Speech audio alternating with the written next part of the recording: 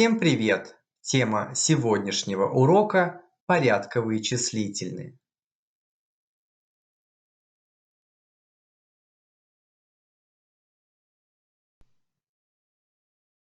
Порядковые числительные отвечают на вопрос «не-шин-ше», который.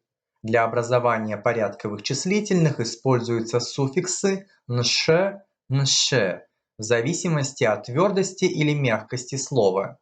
Но если слово заканчивается на согласную, то перед суффиксами ставятся дополнительные гласные «э». Исключение составляет только число жиырма, к которому добавляется суффикс «сыншы». Бірінші – первый, екінші – второй, үшінші – третий, төртінші – четвертый, бесінші – пятый, алтыншы – шестой, жетінші – седьмой, сегізінші – восьмой, тоғызыншы – девятый, нолыншы – нулевой, оныншы – десятый, жиырмасыншы – двадцатый,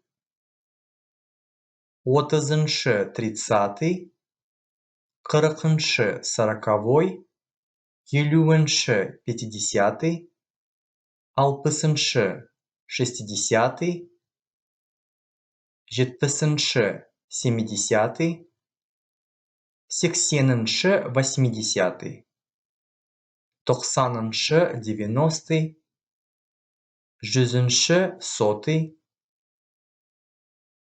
мыңыншы – тысячный, миллионыншы – миллионный, миллиардыншы – миллиардный. В составных порядковых числительных суффикс добавляется только к последнему слову. Жиырма бірінші – 21.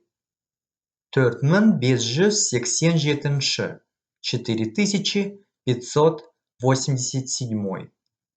Қаңтар – жылдың бірінші айы, январь – первый месяц года. Рассмотрим примеры. Жиырма бесінші қазан – республика күні. 25 октября – день республики. Бірінші қаңтар – жаңа жыл мейрамы. 1 января – новогодний праздник. 16 желтоқсан – тәуелсіздік күні.